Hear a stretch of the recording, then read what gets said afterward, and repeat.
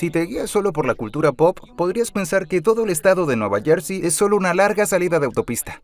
Un corredor industrial gris que conecta Nueva York con, bueno, cualquier otro lugar. Es el blanco de todos los chistes sobre el estado. Pero si realmente miras el mapa, y me refiero a ver de verdad la realidad física del territorio, te darás cuenta de que Nueva Jersey no es solo un estacionamiento pavimentado. En realidad es una maravilla geográfica que, en teoría, no debería existir como una sola entidad política. Y para entender cómo Nueva Jersey se convirtió en el estado suburbano, primero tenemos que entender la tierra que lo permitió. Nueva Jersey es pequeño. Ocupa el lugar 47 en tamaño, con poco más de 22.000 kilómetros cuadrados. Pero su tamaño reducido esconde una geografía bastante caótica. Es básicamente una gran península, una cuña de tierra casi totalmente definida por el agua. Al este está el Océano Atlántico, al sur, la bahía de Delaware, y toda su frontera oeste la marca el río Delaware. De hecho, Nueva Jersey es el único estado donde todas sus fronteras son agua, excepto una línea recta de unos 77 kilómetros al norte que lo separa de Nueva York. Este carácter de península crea un embudo natural si mueves personas y mercancías por la costa este. Casi tienes que pasar por la parte más estrecha de Nueva Jersey, pero el terreno cambia mucho según donde pises. El estado está dividido en 4 provincias fisiográficas, que cruzan en diagonal del noreste al suroeste. Y entender estas divisiones es clave para saber por qué la gente vive donde vive.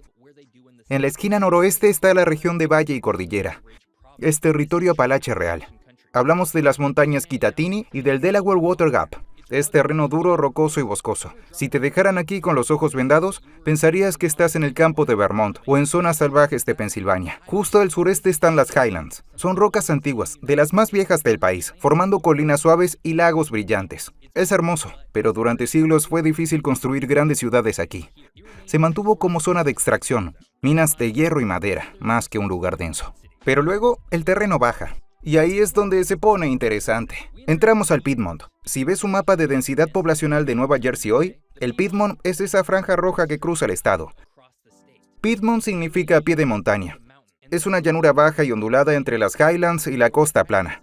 Aunque mide unos 32 kilómetros de ancho, concentra la mayor parte de la población. ¿Por qué? Porque la geografía lo exigía. Los ríos aquí, el Passaic, el Hackensack, el Raritan, eran navegables pero estrechos, ideales para la industria temprana pero limitados para una gran expansión urbana. O lo creíamos. Verás, porque hay una trampa geográfica en la mitad sur del estado, una que confundió a los primeros exploradores y que aún define su forma hoy. Al sur del Piedmont, entramos en las llanuras costeras interior y exterior. Esta zona le da a Nueva Jersey su apodo, el estado jardín. El suelo en la llanura interior es fértil, ideal para arándanos, cranberry y tomates por los que el estado es famoso. Es plano, fácil de recorrer y muy productivo. Pero hacia el Atlántico, el suelo se vuelve arena pura.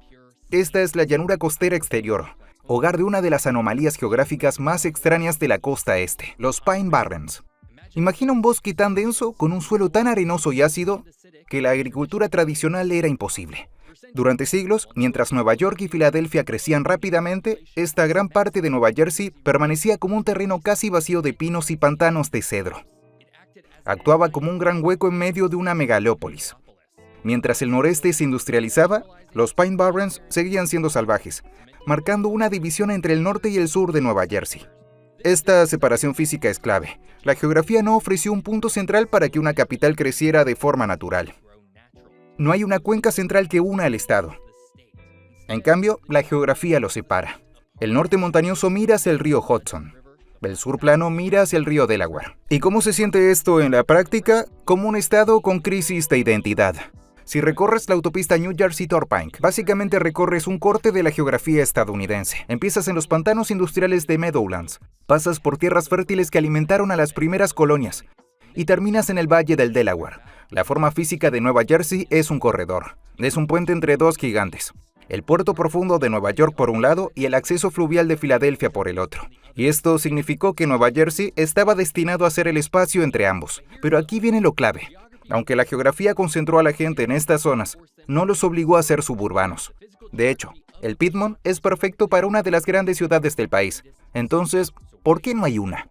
Para responder eso, hay que ver quién llegó primero y cómo un acuerdo de tierras del siglo XVII dividió el estado antes de empezar.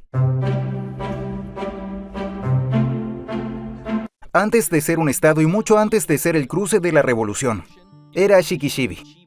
Así llamaba esta tierra el pueblo Lenni Lenape, sus habitantes originales durante más de 10.000 años.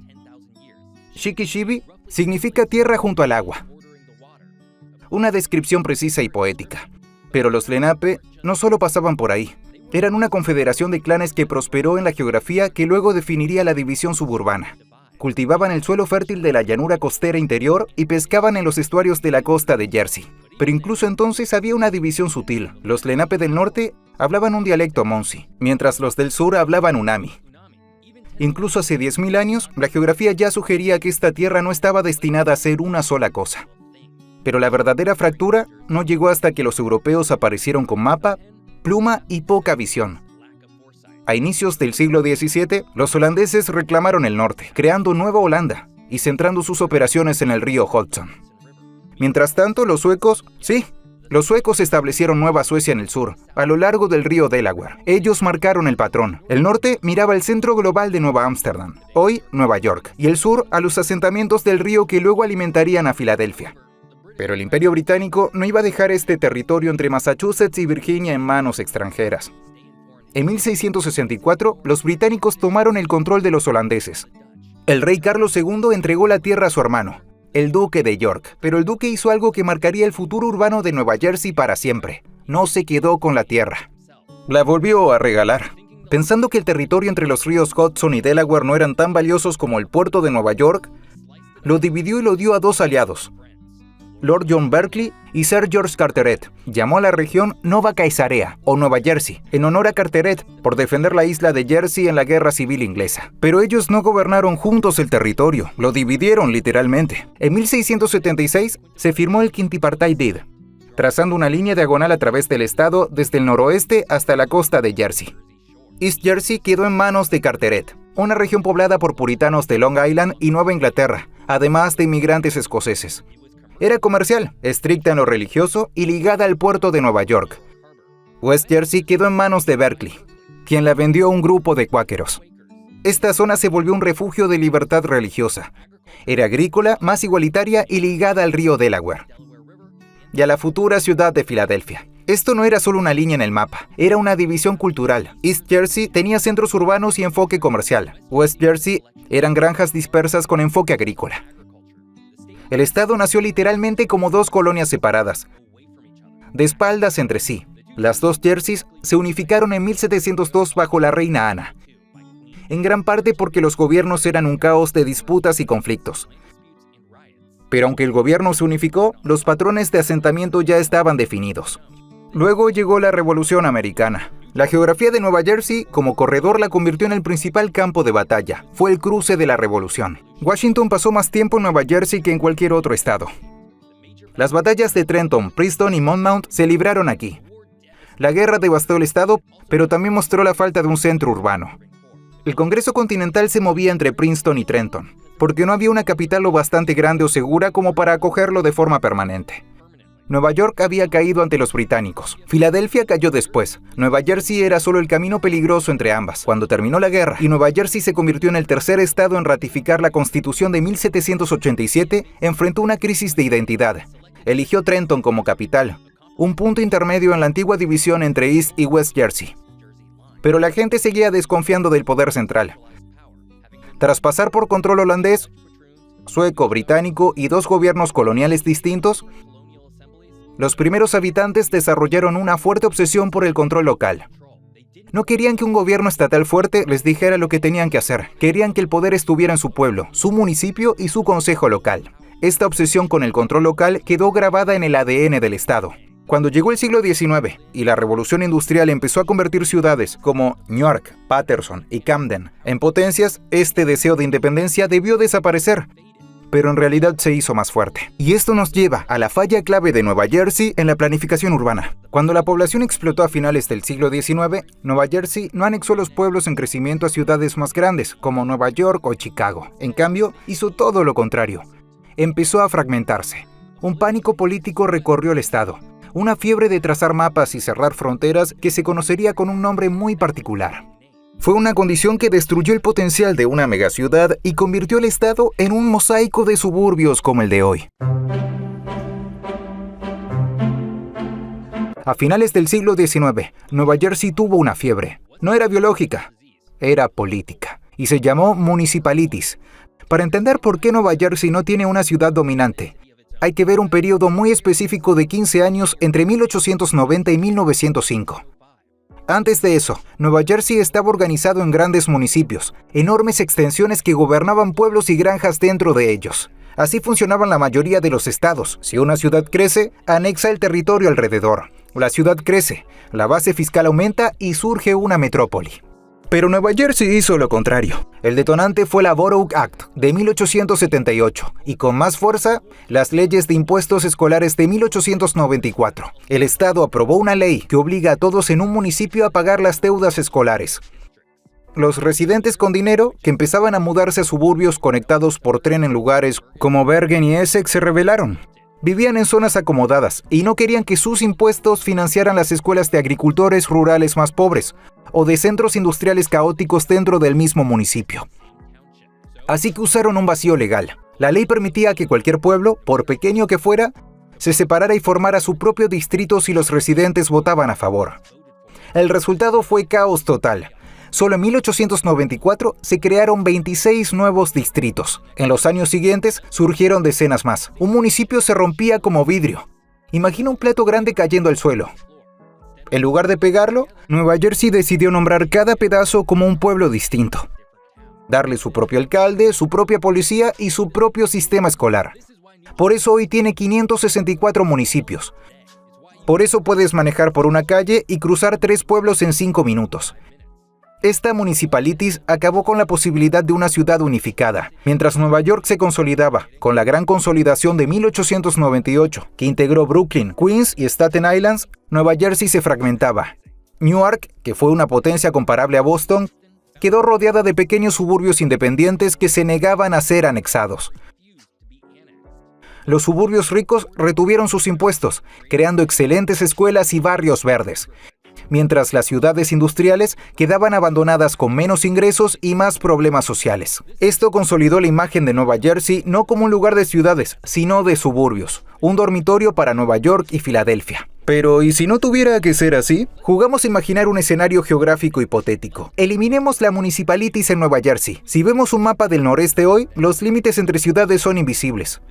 Es una sola masa urbana continua, desde el puente George Washington hasta Elizabeth, y del río Hudson a las montañas Watchung. Es un solo organismo urbano. Así que tratémoslo como uno.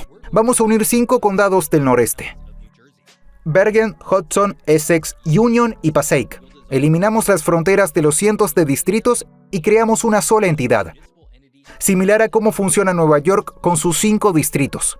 Llamémosla Jersey City Prime. Si hacemos los cálculos, los resultados sorprenden. Estos 5 condados tienen unos 3.7 millones de personas. Si Jersey City Prime existiera hoy, sería la tercera ciudad más grande de Estados Unidos. Nueva York con 8.3 millones y Los Ángeles con 3.8 millones. Jersey City Prime con 3.7 millones y luego Chicago con 2.6 millones. Superaría a Chicago con facilidad. Sería casi el doble que Houston.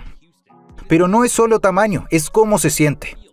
Esta ciudad cubriría unos 1.800 kilómetros cuadrados, pero gran parte de Passaic y Bergen es área protegida.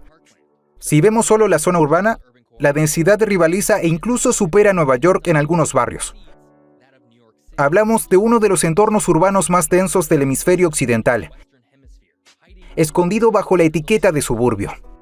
Y esta ciudad hipotética sería un gigante económico. Tiene uno de los puertos más grandes del país, Newark Elizabeth, un aeropuerto internacional enorme, Newark Liberty, y sedes de grandes empresas farmacéuticas, financieras y de seguros. Todo está ahí, solo fragmentado en ciudades pequeñas. Entonces, ¿por qué Nueva Jersey se siente como un gran suburbio? Porque así trazaron las líneas. Pero Nueva Jersey no es un suburbio, es un gigante dormido, una metrópoli fragmentada en 564 partes. Es una ciudad que no sabe que lo es. Y por eso, a pesar de ser el estado más densamente poblado del país, Nueva Jersey siempre será visto como el lugar por el que pasas para llegar a la ciudad sin darte cuenta de que ya estabas en una. Hoy en Nueva Jersey viven casi 10 millones de personas, lo que lo convierte en uno de los estados más poblados del país. Por esa razón, es curioso que mucha gente no pueda nombrar ni una sola ciudad, salvo quizá Atlantic City, que tiene unos 40,000 habitantes. Hey, acompáñame en Ámsterdam mientras exploro cómo los neerlandeses le ganaron terreno al mar. Y para mostrarlo, me quedaré en una casa de puente de canal en el centro de la ciudad. Mira mi canal de viajes en el enlace de abajo. Espero que te haya gustado aprender todo sobre Nueva Jersey. Si fue así, mira este video sobre por qué Madagascar no es solo una isla. Gracias por verme. Hasta la próxima.